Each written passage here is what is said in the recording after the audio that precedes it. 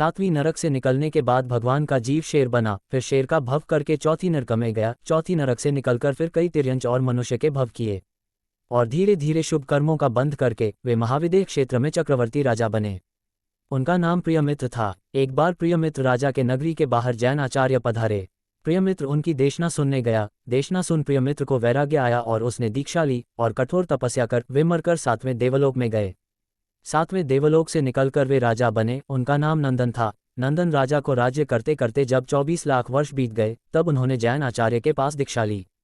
उन्होंने मासकमिन की तपस्या शुरू की। मासकमिन यानी 30 दिन कुछ नहीं खाना और सिर्फ पानी पीना। ऐसे उन्होंने 11,80,000 और 645 मासकमिन किए। कठोर तपस्या कर और शुद्ध संयम पालकर उन्होंने तीर्थंकर नाम कर्म बांधा और वे अपना आयुष्य पूर्ण करके 10वें देवलोक में गए। 10वें देवलोक में उनकी आयु 20 साग्रोपम की थी। वैसे तो जब भी देवों की आयु 6 महीने बाकी रहती है तो देवों की शक्ति और कांति कम हो जाती है, पर भगवान के साथ ऐसा नहीं हुआ, उनकी तो और कांति बढ़ने लगी।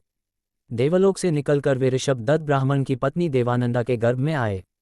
देवानंदा ने 14 स्वप्न देखे जो ये दर्शाते थे कि होने वाला पुत्र तीर्थंकर होगा। भगवान को गर्भ में ही 3 ज्ञान थे। देवानंदा ने इन सपनों के बारे में अपने पति को बताया। भगवान को गर्भ में आए जब 82 दिन रात हो गए तब पहले देवलोक के इंद्र शक्रेंद्र का आसन हिला। जब उन्होंने आसन हिलने का कारण अपने ज्ञान में देखा तब उन्हें पता चला कि भगवान महावीर का जीव देवानंदा ब्राह्मणी के गर्भ में है। उन्होंने भगवान को नमस्कार किया और सोचने लगे कि तीर्थंकर का जन्म तो क्षत्रिय कुल में ही होता है, पर भगवान ने मरीचि के भव में अपने कुल पर अहंकार किया और नीच गोत्र कर्म बांधा, जिसके उदय के वजह से वे ब्राह्मणी के गर्भ में आए। भगवान ने वे कर्म भुगत लिए हैं, इसलिए मुझे उन्हें वहां से निकालकर त्रिशला, जो क्षत्रिय रानी है, उसके गर्भ में रखना होगा। शक्रेंद्र ने अपने सेनापति हिरण्यग्मैषी देव को ये काम करने कहा। त्रिशला रानी भी तब गर्भवती थी। हिरण्यग्मैषी देव ने त्रिशला और देवानंदा का गर्भ आपस में बदल दिया। देवानंदा को सपना आया कि त्रिशला के पास वह 14 स्वप्न जा रहे हैं। सपना देख वो उठी और रोने लगी। दूसरी और त्रिशला को 14 स्वप्न आए। वह खुश होकर उठी और सिद्धार्थ राजा को इन सपनों के बारे में बताया। राजा ने जब स्वप्न पाठकों से इन सपनों के बारे में पूछा तो उसने बताया कि होने वाला बेटा तीर्थंकर होगा। ये सुन राजा खुश हुआ। भगवान ने गर्भ में सोचा कि मेरे हिलने से माँ को दर्द होगा, इसलिए उन्होंने हिलना डुलना बंद कर दिया।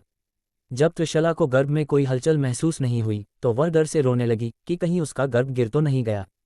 भगवान ने जब अपनी माँ को दुखी देखा तो उन्होंने हलचल की, जिससे त्रिशला का दुख मिट गया। अपने माता पिता का मोह देखकर भगवान ने निर्णय लिया कि जब तक माता पिता जिंदा रहेंगे तब तक मैं दीक्षा नहीं लूंगा। शक्रेंद्र ने देवों को आदेश दिया कि ऐसा धन जिसका कोई मालिक और वंश नहीं है, वैसे सारे धन से सिद्धार्थ राजा के भंडार भर दो। भगवान का जन्म चैत्र शुक्ल 13 को आधी रात में हुआ। 64 इंद्र आए और भगवान को लेकर मेरु पर्वत पर जन्म अभिषेक करने गए। अभिषेक करते वक्त शक्रेंद्र ने सोचा कि प्रभु का नवजात शरीर ये अभिषेक की धारा को कैसे सहन कर पाएगा। भगवान शक्रेंद्र की चिंता को समझ गए। उन्होंने अपनी छोटी अंगुली से मेरु पर्वत को हिला दिया। शक्रेंद्र ने अपने ज्ञान से मेरु पर्वत का हिलने का कारण जाना तो वे भगवान के बल को जान गए और निश्चिंत होकर अभिषेक करने लगे। अभिषेक होने के बाद इंद्र ने भगवान को त्रिशला के पास सुला दिया।